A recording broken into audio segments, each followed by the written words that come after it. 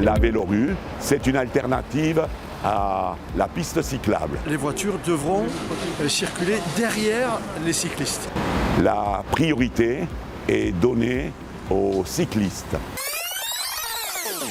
Bonjour à tous. Le 29 mars 2021, le maire de Tarbes et ses adjoints ont publié une vidéo promotionnelle pour inaugurer un nouvel aménagement cyclable de près de 2 km de long dans le centre-ville de Tarbes. Ça s'appelle la vélorue. Bon, déjà, on a un problème. Lorsqu'on fouille dans le code de la route, on trouve des aires piétonnes, des zones de rencontre, des zones 30, des agglomérations à 50 et des sections à 70, mais pas de vélorue. Il semble qu'il n'y ait pas de standard, ni en termes de signalisation, ni en termes de règles de conception qui donnent un périmètre clair au concept de vélorue. Donc en l'état, une vélorue, c'est une rue avec un panneau expérimental vélorue. Soit. Mais est-ce que ça marche ? Aux Pays-Bas, oui. Et à Tarbes ? C'est une vélorue ! Non. En fait, la question, comme pour tout aménagement, c'est quelles sont les conditions à réunir pour que ça fonctionne ? Les voici. Il faut que ce soit un axe de circulation automobile secondaire, c'est-à-dire une rue à vocation de desserte locale pour les automobilistes, que la vitesse soit limitée à 30 km/h maximum. Si les automobilistes doivent rester derrière les cyclistes, il faut que ce soit une rue étroite où les voitures ne peuvent pas doubler. Et enfin, il doit y avoir une signalisation qu'on ne puisse pas ignorer.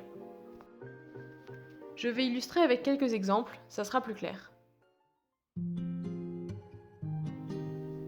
Quand j'habitais à Utrecht, j'utilisais la vélorue qui passait au pied de mon immeuble pour aller travailler. Conçue dans les règles de l'art néerlandais, les voitures qui s'y aventuraient le faisaient pour des raisons très spécifiques, ainsi il n'en passait que quelques dizaines, tout au plus, par jour. On voit sur ce plan deux rues qui pourraient sembler similaires en bord de canal. Au bout de la flèche rouge, c'est une vélorue, et au bout de la flèche bleue, c'est une autorue, qui, elle, est équipée d'une piste cyclable en site propre.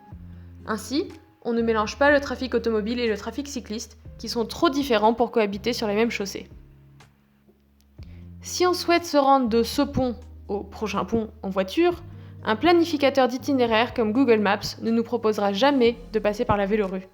Celle-ci ne sert qu'aux riverains n'ayant aucun autre accès. D'ailleurs, les panneaux ne disent pas autre chose. En néerlandais, Auto te gast signifie que la voiture est l'invité. L'automobiliste n'est pas chez lui ici.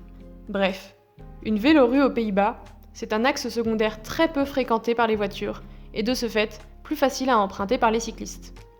C'est également le cas en Allemagne ou en Belgique. Dans tous ces pays, contrairement à la France, les vélorues offrent toujours la circulation dans les deux sens aux cyclistes, y compris dans les voies en sens unique pour les voitures. Un cycliste urbain, ça roule entre 15 et 25 km/h.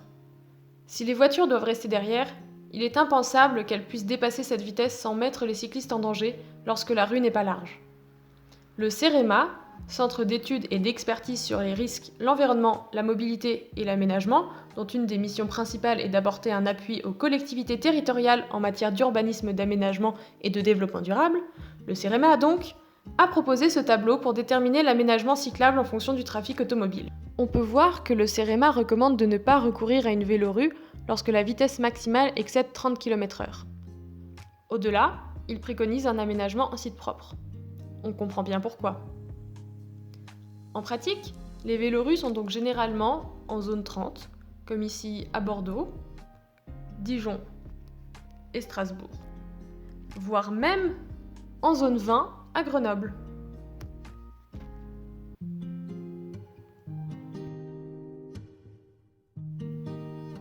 Si l'automobiliste ne doit pas doubler les cyclistes, il doit également en être physiquement empêché. Les images parlent d'elles-mêmes, que ce soit à Bordeaux ou à Dijon, il n'y a physiquement pas la place pour qu'un automobiliste double un cycliste en laissant minimum 1 mètre entre les deux véhicules. L'automobiliste ne double donc pas. Quant à la signalisation, les exemples sont nombreux dans les vélorues existantes, en France et à l'étranger. Couleurs de revêtements différentes, panneaux ou peintures au sol, il existe beaucoup de façons de rappeler aux automobilistes qu'ils circulent sur une vélorue. Récapitulons. Une vélorue n'a de sens que si la rue choisie est un axe secondaire et que peu de voitures y roulent, que la vitesse y est limitée à 30 km/h et que la rue est trop étroite pour créer un autre type d'aménagement. Il faut également y installer une signalisation claire qui indique aux cyclistes et à l'automobiliste que c'est une vélorue. On va voir si la vélorue de Tarbes réunit les conditions énoncées précédemment pour une vélorue satisfaisante. Comme on peut le voir en ouvrant Maps, Google dispose d'assez de données utilisateurs pour indiquer en temps réel l'état du trafic de la rue Maréchal Foch. C'est donc qu'il y passe du monde. On y voit même des embouteillages dans cette vélorue. De plus, c'est le chemin le plus rapide pour traverser le centre-ville d'ouest en est en voiture. Bref, dommage pour le critère numéro 1, la rue Maréchal Foch est bien un axe automobile principal dans le plan de circulation.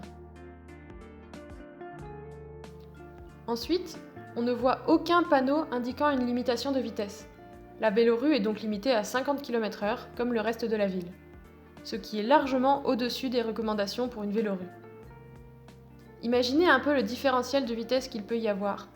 Dans certaines situations, un usager dangereux dans une voiture d'1 tonne peut rouler 5 fois plus vite qu'un autre beaucoup plus vulnérable, disons un enfant à vélo.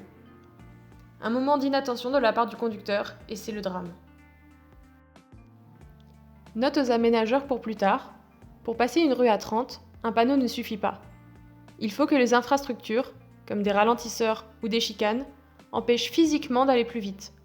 Ce qui nous amène au point suivant. La rue est également trop large, puisqu'il est possible de doubler ou croiser un vélo assez facilement. En soi, il serait possible de laisser les automobilistes doubler les cyclistes, comme c'est le cas aux Pays-Bas. Cependant, les vélorues en France ont fait le choix de proscrire les dépassements.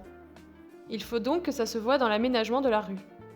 Sur ces images, on voit même qu'il y a de la place pour l'automobiliste de doubler le camion garé en double file, car les places de livraison sont occupées, mais c'est encore un autre problème. Plus loin, la même voiture double une voiture garée sur la rue et a toujours autant la place de passer. Sauf que la signalisation n'est pas flagrante. 14 panneaux seront installés sur le circuit pour prévenir les cyclistes et les automobilistes qui sont sur une vélorue. Un marquage au sol sera mis en place.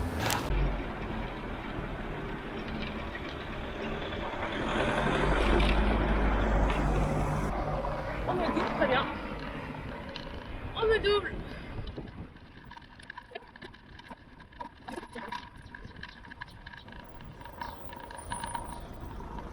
Bonjour. Je voulais juste vous prévenir que c'est une vélorue et du coup que c'est interdit de doubler les cyclistes dans toute la rue Foch. Voilà, c'était juste pour prévenir. Bonne journée.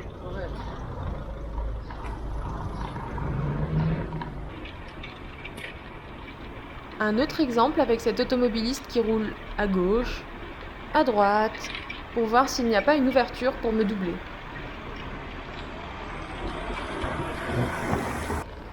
Il me double, lui. Bonjour. C'est une vélorue ici, je voulais vous prévenir. Ça veut dire que vous n'avez pas le droit de doubler les cyclistes. Oui, bah c'est vrai que la communication ici est très floue. Ouais. Mais on est censé, vous voyez, les chevrons, ils sont au milieu. C'est vrai, désolé.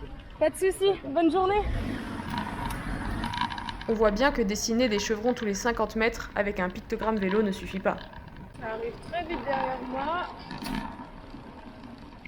Oh, ça double par la droite. Je vous offre un dernier exemple de discussion que j'ai pu avoir. Bonjour. Bonjour. Bonjour. Vous avez vu que vous m'avez doublé par la droite? Vous avez vu que vous êtes un peu lié par où? Bah c'est une vélorue en fait. Ouais, mais non, il y a des vélos derrière, il y a des voitures derrière. Oui mais vous avez vu le panneau, c'est écrit je reste derrière les vélos. Oui, c'est cool. Pardon? Ouais, c'est cool. Ouais c'est cool ouais. Justement comme ça on se fait pas doubler.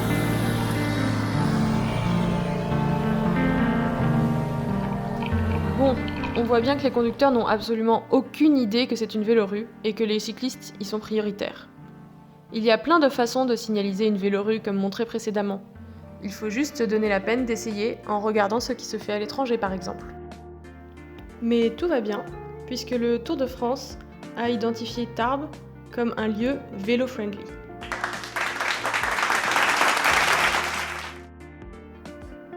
Pour conclure cette vidéo, je voulais vous montrer la différence entre la vidéo promotionnelle de la mairie pour la vélorue et la vérité de la vie de cycliste à Tarbes. Je vous épargne toutes les fois où j'ai reçu des noms d'oiseaux pour les avoir empêchés d'arriver plus vite au feu rouge. Merci d'avoir regardé la vidéo et merci aux relecteurs Hans Kremers et Sébastien Marek. Pour les personnes intéressées, je laisse mes sources en description, ainsi qu'une pétition pour que la mairie de Tarbes respecte la loi LOM. Pour ne pas rater les vidéos suivantes, abonnez-vous!